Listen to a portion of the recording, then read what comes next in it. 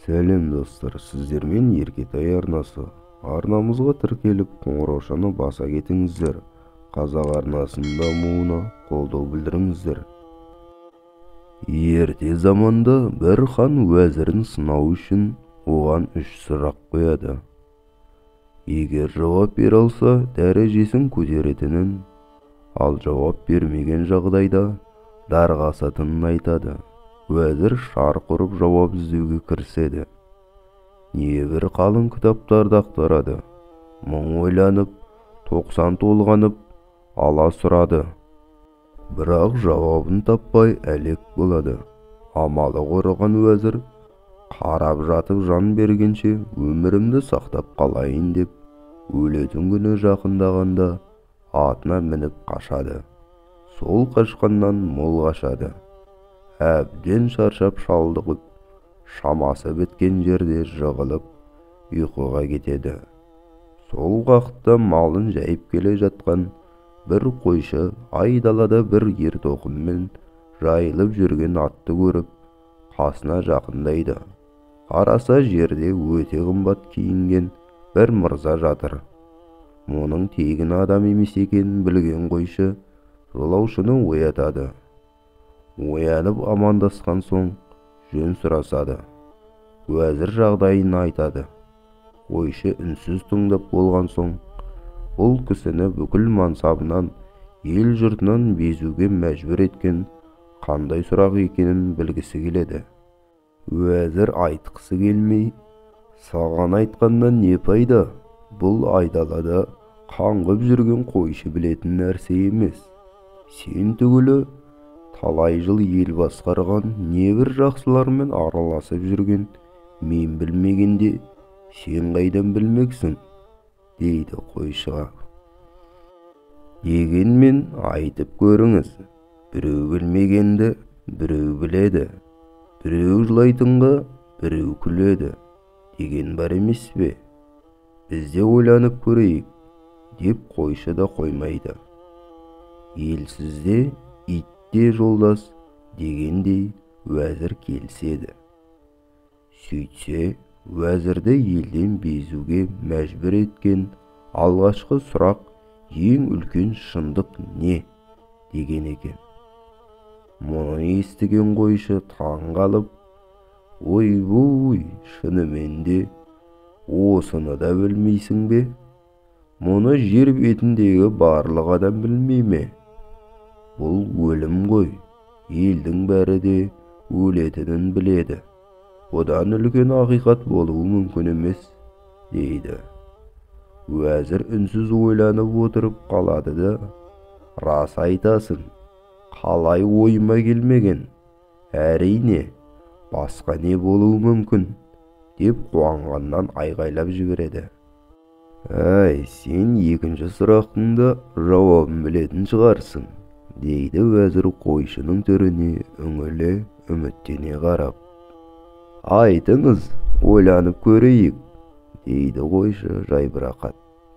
Дүниедегі ең үлкен өтірік не болуы мүмкін?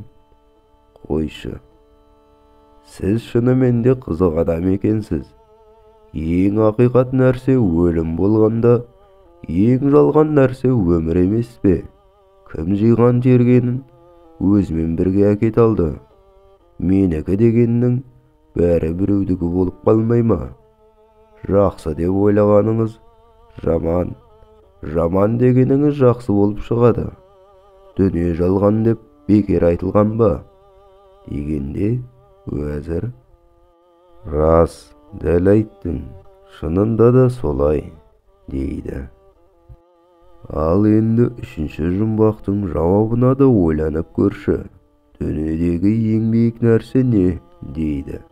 Бүкіл өмірлік мәселенің бәрін бір-ақ қойшымен-ақ шешіп кететініне жүрегі жарыла жаздап қуанған уәзір. Қойшы: бұл сұрағыңыздың жауабы да қиын емес екен. Бірақ мен мұны айтпаймын, дейді қырсығып. Уәзір жалына бастайды.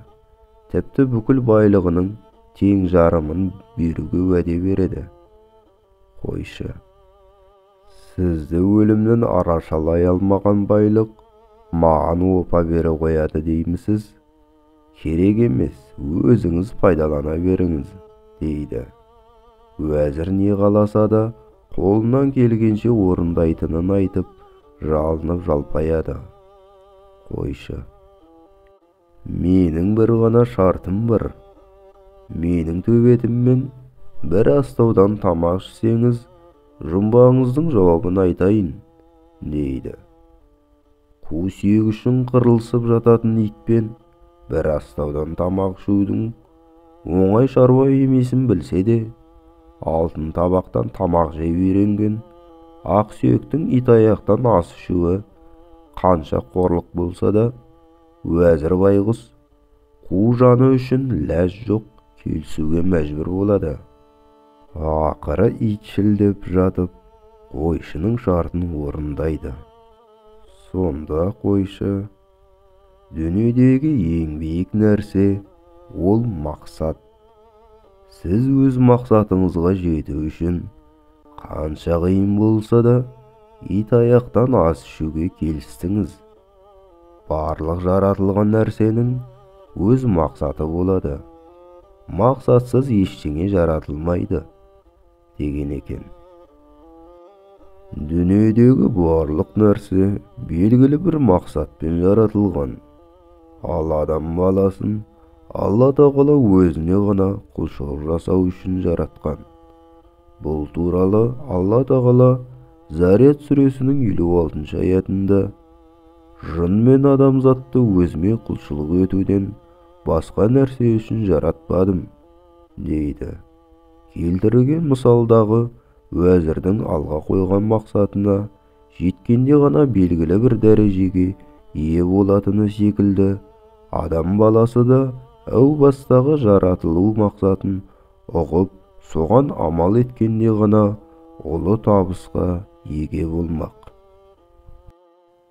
Видеоларымызды өткізіп болмау үшін арнаға тіркеліп, қоңыраушаны баса кетіңіздер. Қош сау болыңыздар.